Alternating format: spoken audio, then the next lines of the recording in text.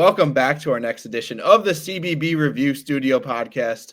I am Dan Siegel, joined as usual by my co-host Mat Mlodzinski, and today we are doing game picks with our guest picker Jack Grossman, who is part of the Field of 68 podcast network, talking Louisville hoops, and that is exactly what we will do with him today. We've got our game of the week, Louisville at Kentucky, which we will talk about, and we've got 9 other games to pick as well. So welcome aboard. Let's get started, though.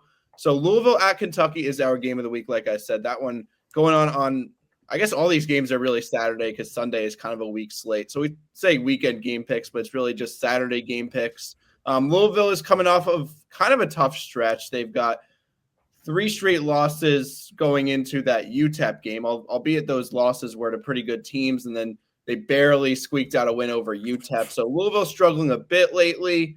Kentucky, on the other hand, has played some really good ball pretty much all year. I mean, last game against Colgate, they struggled for about, 20, 25 minutes and then kind of pulled away there against a underperforming Colgate team is how I'll put it. So I'll throw it to Jack first. I mean, what is the instance in which you see Louisville keeping it close? I mean, I'm guessing it'll be about like an 8, 10, 11 point spread is where I'm thinking. So what conditions of this game make it so that it's a little bit closer than analytically expected? I mean, first of all, I think you got to throw the UTEP and Colgate games out of there. I mean, those are the ultimate trap games of trap games between, Louisville played Duke on Sunday. Kentucky gets the massive win against Gonzaga in Seattle. They have the big rivalry showdown coming up the following weekend. Yeah, let's play UTEP and Colgate in the middle of that. Who thinks that was a good idea for either one of those programs? So both fortunate to kind of avoid the trap, just kind of survive in advance. So not making any overarching themes or concerns based off just the nature of those 2 games. But I think it's going to be interesting. I know both Ken Pom and Torvik have it as an 11-point game, which I think is very fair. The way Louisville can stay in the game is they have to be incredibly active defensively, which when they've played well, they've been able to do, generating turnovers, deflections, really heating up the ball, pressuring the guards. They need to be able to get Terrence Edwards, Javon Hadley going on the elbow, kind of trying to fill that role that Kason Pryor has left. They don't have one guy that can do that, but between Edwards and Hadley and Connie Roots, the freshman, they have 3 dudes that have kind of been stepping up to try to fill that, especially on the glass, where Louisville surprisingly has been much better the last 4 games than they were early in the season. James Scott has to stay out of foul trouble to give Louisville some sort of shot block threat, some rim protection there, and a guy that around the rim that can play out the dunker spot, be able to finish around the rim, and give Louisville someone who can initiate as a big and dribble handoff and zoom actions. They need a lot to go their way, but you can kind of see it. If Chucky Hepburn's the best player on the floor, which, let's be honest, I think he's been an All-American so far this year. If he can be a pest on the defensive end, if he can be active, really set the tone for Louisville on that end of the floor, him and Lamont Butler, who we think is going to be back from his injury on Saturday, is going to be a fantastic matchup. I got 2 guys that do a lot of the same things, but a lot of it will come down to, can Louisville defend Kentucky's? I think they're going to initiate a lot of offense through Andrew Carr, through Amari Williams, try to take advantage of that size advantage. Can U of L handle that? Can they handle Kentucky's off-ball movement, all the screening, all the player movement there, all their actions? That's really tough stuff to run. And at the end of the day, can Louisville actually hit some jump shots? I mean, they're shooting 27% from 3 on the year, but this was a team that shoots almost as many threes as anyone because they were built to be a 3-point shooting team, but they just haven't hit enough so far this year, outside the Duke game where they hit 8 of their first 11 and then cooled down after that they just, which is perplexing because 1, they get a lot of good looks based off the stuff they run, and 2, they have a lot of guys with proven track records, but whether it be Edwards or Hadley or Noah Waterman, just guys haven't shot the ball as well this year at Louisville as they did in their previous stops. But if they can come and get some positive regression, see water find its level a little bit from behind the arc, I think they do have a shot to really compete in this one, even with it being in Rupp Arena. Go ahead, Matt.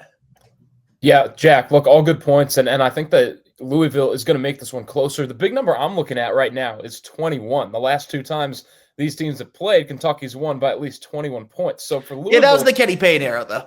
it's about making this game closer, though, right? Yeah, we should throw the Kenny Payne era out the window, but we also have to look at what Louisville's done in this series, right? The last 4 times they've won, which has been over a span of 15 years, it's always been by 3. You already knew it. You knew it was coming. So for Louisville, I'm looking to see, A, if they can keep this game closer, and B, if they are able to win, are they able to win by more than 3 points? I don't think that's going to happen. I think it's more going to be a closer game. But what I am looking at is, look, this is a Louisville team that had the big win over Indiana, right? Then they beat a good West Virginia, a decent West Virginia team. And then all of a sudden it's just fallen off. It kind of makes no sense because those are some pretty good teams that they played, especially Indiana. I think the Indiana is a little bit underrated. People like to make jokes about the Hoosiers. I don't think that's a bad win when you win by that. So you're talking to a very skeptical Indiana grad right now. Fair enough. I will say that, but yeah. And that game was the perfect matchup for Louisville, by the way. Where Indiana struggles is where Louisville thrives, especially creating turnovers, and Indiana not defending the 3-point line. That was a perfect storm for them. Yeah, fair. But either way, Louisville. Look, the pressure seems like it's more on Kentucky. I don't know. I want to throw that to you, Jack, because for Louisville, they haven't been close in this series lately. People know that it's a rebuilding process. For Kentucky, it's a new head coach, a lot of new hope, and it seems like everything's working so far. They're at home. Maybe Louisville plays off of that and gives Kentucky a scare. I think the way Louisville competes in this game is, I think it takes a similar track to the Duke game, to where Louisville needs to get out to a fast start. They need to throw an early punch. They're going to come out. I think they're going to play at the same level of intensity, effort, especially on the defensive end that we saw against Duke. But the question in that Duke game and also on Saturday against Kentucky will be, can they sustain that level of effort and energy and intensity for a full 40 minutes when they're effectively playing a 7-man rotation because of all the injuries they've had? And you ask where the fall-off's been, it's not a coincidence that it's really happened since Casey Pryor got hurt. Like, that's been the big difference for Louisville, that they really struggled in that Ole Miss game. And I think it's a lot fair because they competed against Oklahoma and Duke, and being asked to beat this Duke team is a very tall challenge, but I think they've shown enough signs of life to where I think they can still be an NCAA tournament team if things break right for them. But that's why I think there's a lot more pressure on Louisville right now than Kentucky, because Kentucky has the Gonzaga win. They have the Duke win. They have this gauntlet of the SEC, which may be the best conference of our lifetimes, other than the old late 2000s, early 2010s Big East, to where they have so many chances for quality wins, to where if you're UK, it's all about trying to get that top 4 protected seed and playing in Indianapolis in the second weekend to get virtual de facto home games.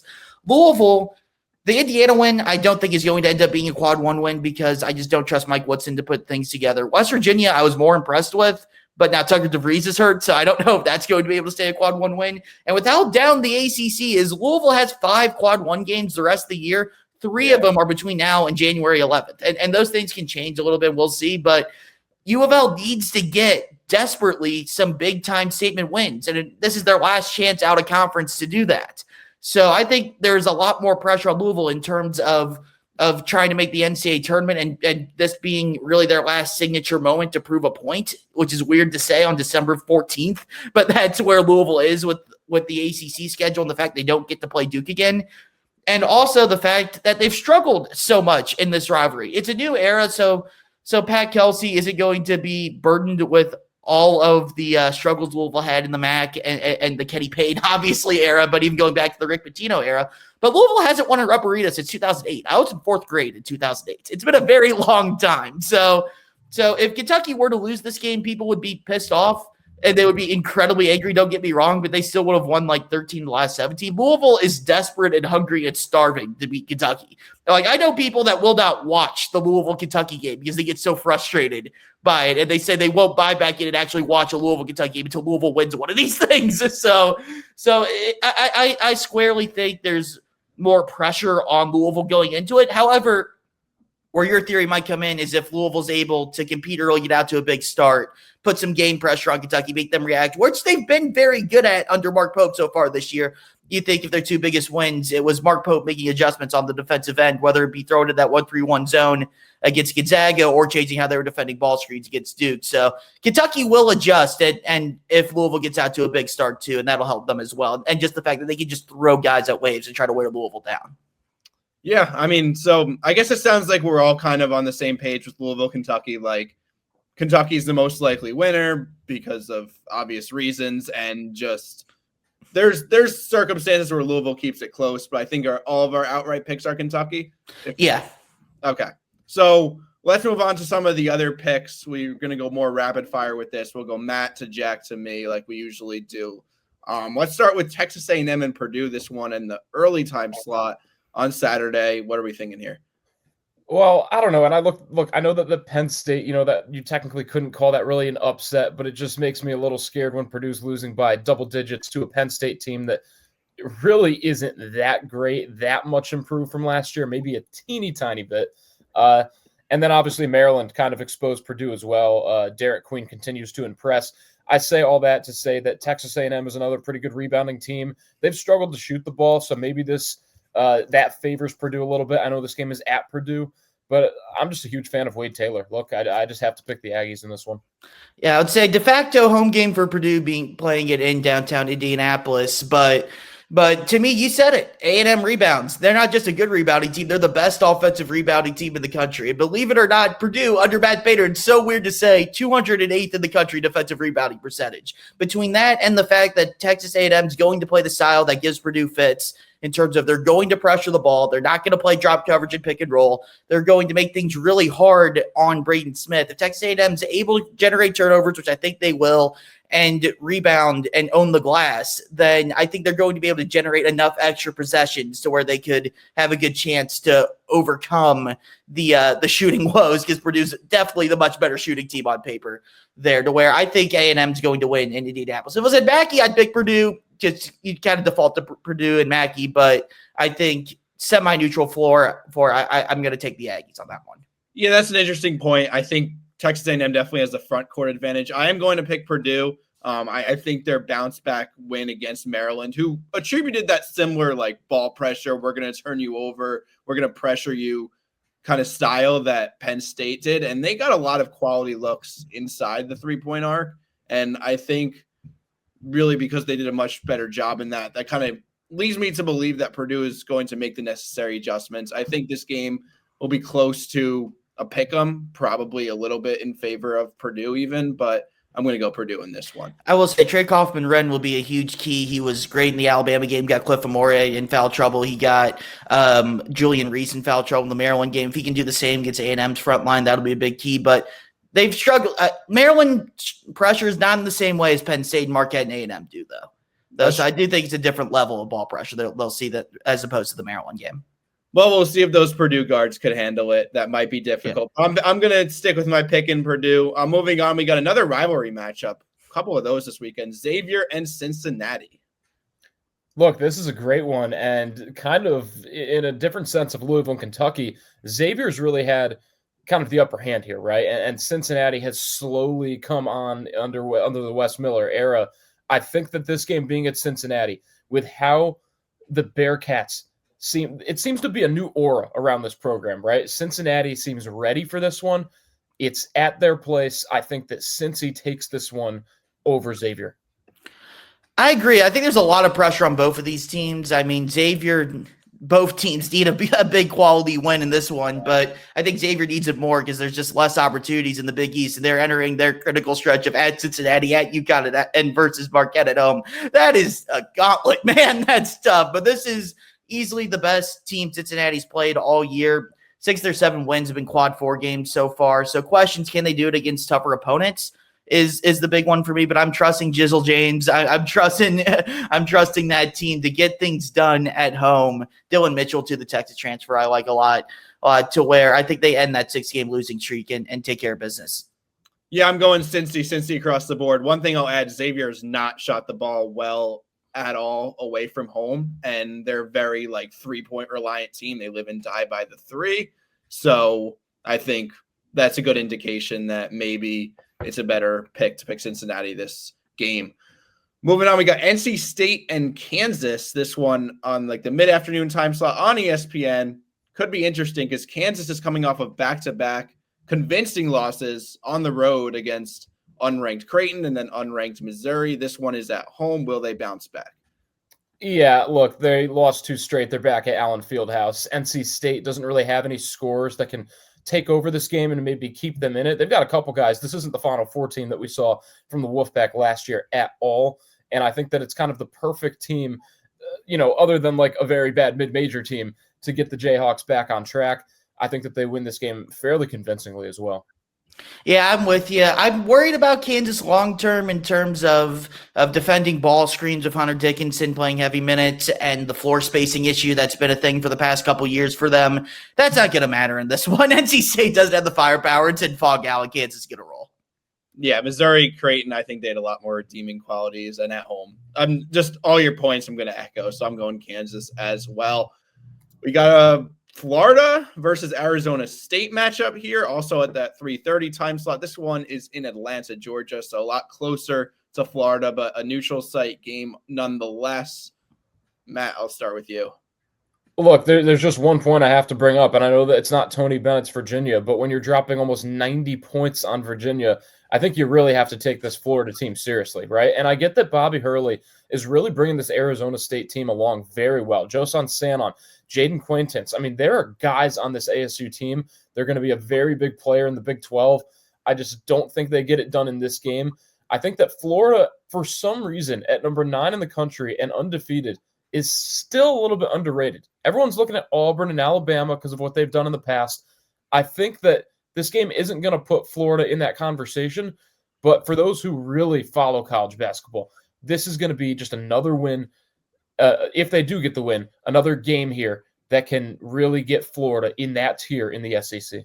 Man, I'm right there with you, man. The reason they've been overlooked is because they haven't played anyone yet. I mean, you just said, 90 points against Virginia. That's hard to do with how slow they play, but this is the Virginia team that was 21-18 against Bethune-Cookman at halftime last night. This isn't Tony Bennett's Virginia. I think Arizona State and North Carolina, these next couple games for Florida, it's going to be their coming out party. I think Arizona State's good, as you said. I think they'll be better than expected in the Big 12. They've competed against Gonzaga. They've really kind of put things together ever since Duke killed them in the preseason exhibition.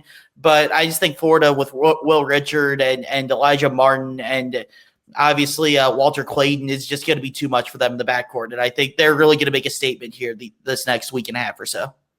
I'm going to disagree with you guys. I'm going to go Arizona State. This is Florida's first quad one. Can't make that mistake. Yeah. This is Florida's first quad one game of the year, it appears. They do play UNC next week, so that'll probably be another one. But I think they could – Jaden Quaintance and like the bigs could kind of neutralize the Alex Condon tandem for Florida. I think Arizona State's strong enough to – not neutralize, but somewhat contain that three-headed monster in that Florida backcourt. So I don't know. I like what Arizona State has shown on both ends. I think particularly defensively, and I think they're going to win this game. So I'll disagree with you guys there. It's good. We can't all agree on everything. This is our mid-major game of the week, so I had to throw this one in there despite all the ranked matchups galore. But we got UC Irvine at Oregon State. UC Irvine actually one of the 7 undefeated teams remaining, but Oregon State will be their first top 100 opponent by the computer rankings, most of them at least, and it will be on the road. Do we think they stay undefeated? I think they do, and I do want to call out Russ Turner here. We had him on the podcast. He did not tell me that they were going to start 9-0. I wish that I would have known that. No, but in all seriousness, Russ Turner has really elevated this program. UC Irvine has slowly become one of the most consistent top mid-major programs out there. Maybe this is the year that they really get put on the national landscape. Again, they have not played a very tough schedule at all. This is arguably one of their toughest games this season. Oregon State is not a tournament team by any means, but I think, it's at least a little bit of a name, right? People still resonate Oregon State as being a power conference team. Whether they are or not, that's besides the point. I think that helps UC Irvine's case a little bit, and I think that the Anteaters improve to 10-0. Yeah, I think it's a matchup where, I think Irvine defends the crap out of the ball. They're the country's top free throw shooting team, and Oregon State fouls a lot, puts a lot of dudes on the line. I think they'll be able to play their style of game, impose their will, and zod, baby, give me the Anteaters. Same here. Yeah, I think the size is something that people were not going to necessarily realize when they see UC Irvine, but they have like legitimate high major size.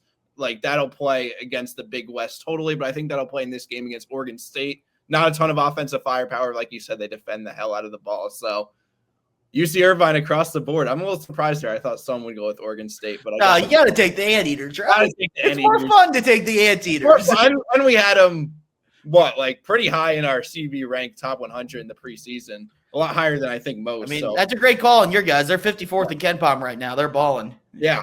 All right, moving on. Tennessee and Illinois. This one at the same time slot, so might kind of push the ESPN Plus UC Irvine Oregon State game under the rug. But Tennessee at Illinois, number 1 team in the country, going on the road, and they might be underdogs. Illinois makes no sense to me. I mean, they go and lose at Northwestern. Northwestern's not good at all this season. I was hoping they'd be a little bit better. They just are not going to be a contender in the Big Ten. And then they go and beat Wisconsin. So maybe Illinois is playing a little better. I don't care how well they're playing. They're not going to beat Tennessee, whether it's in Tennessee, whether it's in Illinois, whether Tennessee only has 5 players to play in this game. Tennessee is going to win this game no matter the circumstances. I'm going to go out on a limb here. I'm actually going to take Illinois. I think Illinois is by far the best team Tennessee's played all year because Baylor's been a little bit disappointing. Louisville's obviously been disappointing. It's going to be the first, because of the way that Louisville game went on the road, where they just jumped out 10-0 early and just really took the crowd right out of it. It's going to be the first hostile environment they've played in all year. And when you play Tennessee, and to have success against Tennessee, you got to be able to rebound the ball, which Illinois can do. You got to spread the floor and hit shots, which Illinois can do, and you got to have tough shot makers. And I don't know if there's a better tough shot maker than Jonas right now in college basketball. That dude can hit step back threes, can hit tough shots with dudes and guys' faces. It's a lot of fun to watch. Trey White, I think, he started to come on. He had 23 points in that Wisconsin game. Gives them a really athletic wing as well. Tomislav Avicic, Big Z's older brother there from Kentucky and Arkansas, Calipari. I think he's going to be a really good modern 5 to kind of take the Tennessee bigs away from the bucket, to where I'm not going to be shocked at all if Tennessee wins, but you got to take a stand somewhere, right? I think the question is, can Illinois close the game out if they have a lead late? That's what happened in the Northwestern game. They blew a 10-point lead the last 5-6 minutes. They were able to close out Wisconsin. I think at home, they're going to upset Tennessee and be the first real challenge the Volunteers have had all year. I mean, yeah, it's a reasonable take, right? I said they might be favored. I wouldn't be surprised. They are a top 10 team on Torvik. Like, the analytics do love them. I am going to go Tennessee just because they've given me zero reason not to. I can't point to a specific weakness in that team. Like, their defense is as good as always. They're a team that could score plenty. I think Chaz Lanier has been another, not to the extent of Dalton Connect, but another like low major success story transferring all the way up to Tennessee. Igor Milicic has fully broken out. I remember him at Virginia with my Cavaliers, but he is just fully broken out into a stud. Zakai Ziegler is so underappreciated once again. I love this Tennessee team. Someone's got to ask Zakai Ziegler how Allen Houston was back in the day. That's how long he's been at Tennessee. God, but he's, I'm not giving him that same treatment as all the other 9-year players in college basketball because I love his game so much. I do too. So, yeah, all that to say Tennessee, number 1 in the country, and will stay that way with a win. At Illinois, I guess probably their most impressive of the year. We got another top 10 team going on the road. Here we got Marquette going to Dayton. We got a couple Big East, Big Ten games going on this weekend, and this is one of them. Big East A10, Dan. Big East A10, I'm sorry. Come on, you're the A10 guy, too. Big East Atlantic 10. It's a perfect transition, too, though, because the unofficial Big East A10 series is 4-4, so a very big game here for Marquette. Look, Marquette's had 2 tough games on the road, right? They lost at Iowa State. They won at Maryland only by 4. Again, I'll say this all year. I think Maryland is a very big contender to make a very big run in March. So shouldn't be concerning that was only a 4-point game. Dayton is going to be a tough team. We know that they beat UConn. But I think that, look, UConn was just – they were done with the Maui Invitational at that point. They wanted to fly back. Dan Hurley was ready to fight the air stewardess on the way back because of how bad UConn played. I think that's a good win for Dayton. I don't think that it really matters as much. I think that beating UConn shouldn't say that I'm going to say that Dayton's going to win this game at home over Marquette. I still just think that David Joplin, Cam Jones. Like, these guys are hoopers. Dayton's going to have to defend. I just don't think they're going to be able to do so at that level. I think it's going to be close. I don't think Marquette's just going to blow them out of the water, but I think that the Golden Eagles are going to find a way to win this game. Look, first of all, I absolutely love Marquette's team. I think they're absolutely a second weekend type of team. Maybe even if chips fall the right way, that could make a Final Four. Cam Jones would be my vote for Player of the Year right now. And I love, as you said, Joplin. Stevie Mitchell is a jack of all trades. I love Shaka Smart's team. And as you said, they've proven it on the road at Maryland, a really good Maryland team. I'm with you there. No shame for losing at Hilton Coliseum. Everyone loses at Iowa State. However, I like this Dayton team too. It's not just the UConn one in Maui. They competed with Iowa State. They really played well in all three of those games. Had the big lead against North Carolina in that one as well, to where I really think that the combination of, I like their team of Enoch Cheek, Malachi Smith, Zed Key, the Ohio State transfer, Pasha Alexander still kicking around. They got 4 dudes averaging double figures. And the fact that, yes, Marquette's played in tough road environments this year, but Dayton hasn't played a ranked team at the UD Arena since 2018. They haven't played a top 10 team at home since number 10 Xavier on February 4th, 2008. You think UD Arena is going to be jacked up for this game? Oh. It's going to be absolutely electric, and I think they're going to be able to ride that to get really what I would call probably the most stunning upset win outside of Louisville beating Kentucky, if that were to happen in college basketball this weekend. I don't know. I still think it's like, if you look at teams that are, whatever, in like the 40s, 50s, even 30s, compared to like a top 10 team like Marquette. They win these games a lot. No. But here's what I'm saying. I think it's more of, it takes an elite defense to beat Marquette versus an elite offense. Like, Dayton is a lot more offensive reliant. So that's my analysis of it. I think if it's going to be a shootout, which it very well might be, I think Marquette is more likely to win a game like that. And the way Dayton plays, like, they go on their runs, right? They're going to be explosive, but they also have plenty of droughts. It's very like Jekyll and Hyde type of offense. And I think Marquette is the more consistent, more steady offensive output. So I think Dayton has like a ton of home court advantage here, but I think Marquette pulls it out. So, hey, real quick, you stick Posh Alexander on one of those Big East guys, he might be up for this game. I'll tell you that much. Yep. Not many people know the league better than him at this stage. Yeah, I think that's gonna be a really fun game, though. I really love Marquette's team too. Man, we got another rivalry here. Oklahoma at Oklahoma State Saturday night. Matt, I'll throw it to you. Oklahoma State really doesn't know how to play defense at all, and Oklahoma does. So, like this, Dan, I'm going to be honest. You don't think that I was joking, all right? For you putting this game on here instead of Syracuse and Georgetown, we got a bone to pick after. That is one of the top 3 rivalries in college basketball history. You're putting this SEC Big 12 BS on here? Get it out of here. Oklahoma by a mile. Who are you knocking out for Georgetown and Syracuse? He wants this game. No. I mean, in terms of top college basketball rivalries. Oh, give me Duke, North Carolina. Give me Kentucky, Louisville. Give me Georgetown, Syracuse. I mean, Georgetown, Syracuse is great. I love it. I don't know. I might throw like a Indiana, Purdue in there in some way, shape, or form. I mean, we talked about earlier Cincinnati, Xavier. Just the all-out hate in that. Yeah. I mean, there's a lot in there. It's no shade on Syracuse, Georgetown. Right. Maybe I just saw the number next to the name. Maybe that was kind of the I was gonna say no love for UCLA, Arizona. I had that one and then I actually took it out. That's fair. That's fair. That'll be a fun one too. But I don't like either of those teams very much. But I don't like it either. But you go first. I would say I agree. I agree with you though, Matt. I think Oklahoma's going to be able to slow the game down, play the game at their pace, and they're going to put Oklahoma State in a million ball screens, and Oklahoma State's not going to be able to defend it. So Porter Moser special. I think they're going to be able to win this one in Oklahoma City. Yep, Jeremiah Fears, tremendous freshman, one of the guys that's putting up monster numbers that isn't being talked about in this freshman class, but I hope he has a big game and kind of puts himself on the map a little bit. There's not a ton going on in this like later evening time slot compared to the mid-afternoon, but there is another one that's going to get some eyeballs for sure. This one, Creighton at number 7, Alabama. It's a good game. What do you think? Man, like, what can Creighton do to improve their resume? What would be get this win over Alabama, right? Because the Blue Jays have kind of started off a little bit slow, but this is the type of game that can just totally retransform the season, help the Big East, a Big East that really needs this win. Oh my God. But are they going to be able to shut down Alabama? Man, I just don't think so. I think that if this game was neutral, if this game was at Creighton, of course, I think that I would find a way to side with the Blue Jays. Even then, I don't know, after they lost that game at home to Nebraska.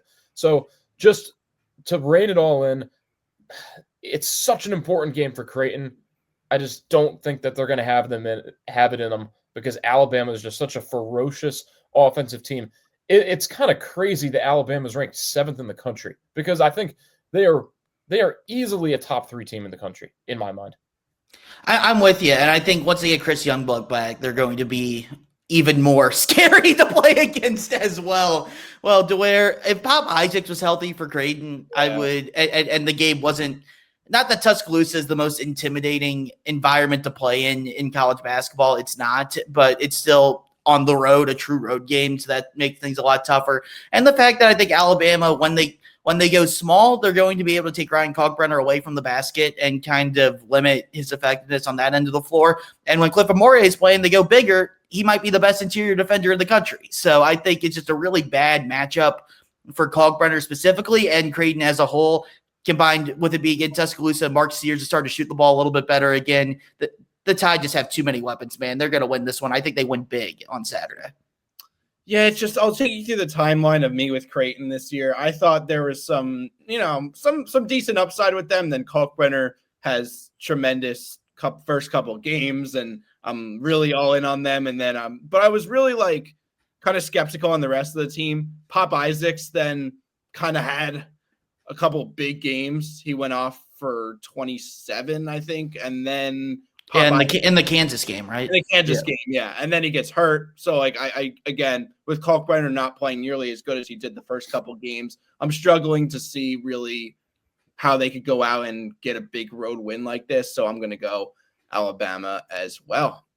And that is all of our games. I apologize, Matt. I think you kind of had a good point there. I was not familiar so much with the lore of the Syracuse-Georgetown rivalry coming from a little bit of the younger, more new college basketball generation because the last, 5-7 years, neither team has been. Dan, what time is it? It is 9:42 in the morning on Friday. And Georgetown still sucks. Yeah.